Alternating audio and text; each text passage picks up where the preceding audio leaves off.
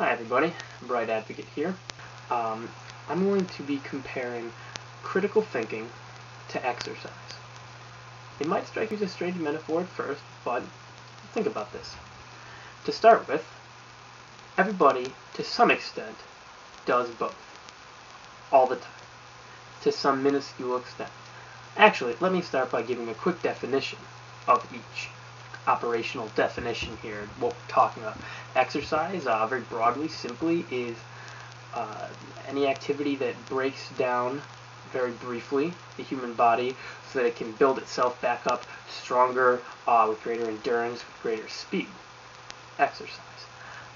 And critical thinking is the use of analysis, logic, reason to look at a situation, analyze it, and come to a rational decision based on the objective evidence that's available to you. So, to start with, like I said, everybody does a little bit of each of these all the time, no matter who you are. If you get up from the computer to walk to the fridge, you're walking, you're doing a tiny little bit of exercise. It's negligible, but it is there. Same thing, even if the only critical thing you've done in your life is deciding what movie to watch. You're still analyzing the situation, weighing pros and cons, deciding which one's better, and you're coming to a decision, making the decision for what you want to do. So everybody's doing each of these. Both exercise and critical thinking, it doesn't come easy at first. I'm not going to go out today and run a marathon, and I'm not going to go out today and write a wonderful exposition on any of Nietzsche's work. I don't have the strength and endurance for a marathon, and I don't have sufficient practice with critical thinking to write any expositions on Nietzsche's work. But the important thing is, everybody is capable of those things.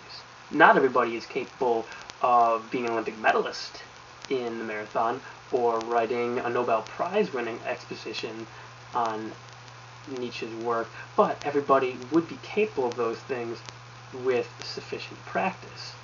That's not to say it isn't painful at first, because I am absolutely the first to tell you that it is. For 19 years of my life, I was Christian, and it's not an easy transition to start applying critical thinking to one's faith, but when done, it can be a rewarding experience, and indeed it was for me after the first painful bout. But by the same token, exercise is exactly the same way. I went running today for the first time in months because I had had some foot problems. That's besides the point, of course, but I was able to go running for the first time today, and I felt sore afterwards. Of course I did. It had been months. I'd gotten rusty.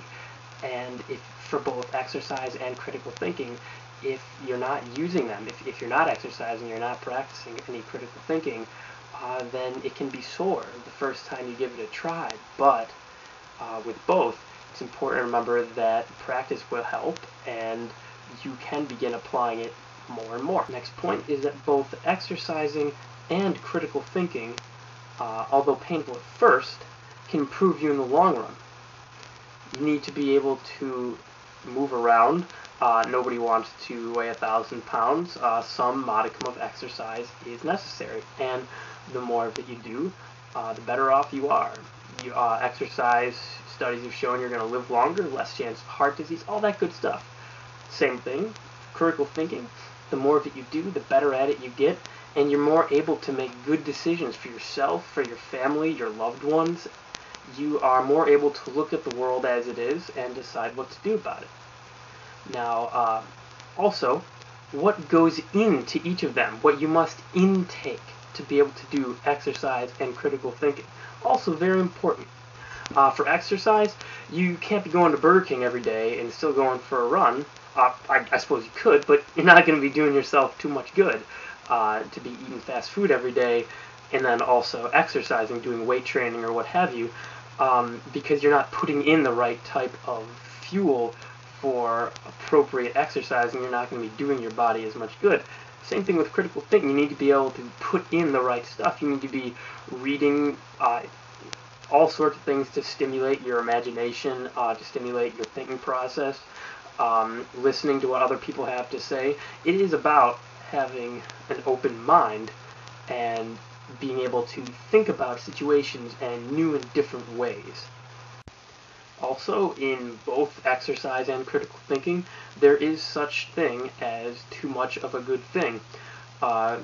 You've seen the fat person, you've seen the in-shape person, and then you've, I'm sure, seen the person who never leaves the gym, the person who has biceps that you can't wrap both arms around.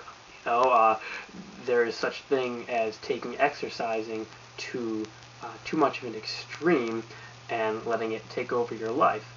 In the same way, you would be crippled if all you did was critical thinking. If I couldn't actually decide on what movie to watch without sitting down and having an objective, rational debate with myself about which one was better and which one would affect me in the long run and which would be better for my overall well-being, for the rest of my life, for every decision, of course, I'd be crippled. There is such thing as too much critical thinking, but it is about being able to find a balance. And of course, where I'm going with this is that many people are able to apply their critical thinking skills to, most areas of their lives, but where I think that this metaphor can apply to this discussion between religion and atheism is that I think it's time for people to start applying their critical thinking skills to the religious area of their life.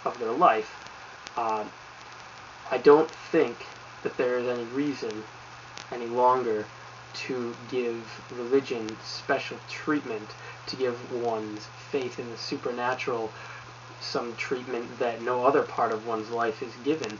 Critical thinking doesn't seem to be applied as much. There is an inherent sort of belief that because these things are supernatural, for some reason they're taboo, you can't question them, you're not allowed to think critically about these things. If I were to propose that there was an invisible fairy sitting on my shoulder, I would have to prove that to you for me to expect you to believe me. If I were to say there's an invisible fairy here, you can't see him or hear him, but he's there, you would of course expect me to justify that. You'd say, now wait a minute. No, there's not. Why should I believe you? Why would I think there's an invisible fairy there? Well, and I would of course respond, because he says he's there. To me. But not to you. You have to believe me when I say that he's when I say he's there. Of course, you can see where this goes. Critical thinking. You would want evidence. You would want objective proof that there's something on my shoulder that I say is there. And by the same token, just because religion has been handed down for millennia does not necessarily make it so. It means that thousands of years ago, before we were capable of this kind of critical thinking, before society had even developed these skills, yes, there was a reason to believe in the supernatural, but now that we're beyond that stage, now that we no longer believe in ghosts as a culture, we no longer believe in fairies or things that we cannot prove outside the realm of religion, I think it's time to start applying our critical thinking skills. And we're not going to become the bodybuilders here. This is not too much critical thinking, because this is the sort of critical thinking that can save lives. This is the sort of critical thinking that can bring an end to irrational prejudices, that sort of thing. Can end conflicts. We know that some of the worst conflicts going on in the world are because groups of people can't agree on things for which there's no evidence. Of course, it's impossible to agree on two opposing propositions, neither of which there's evidence for. Of course, there's going to be conflict, which one is right, because there's no proof.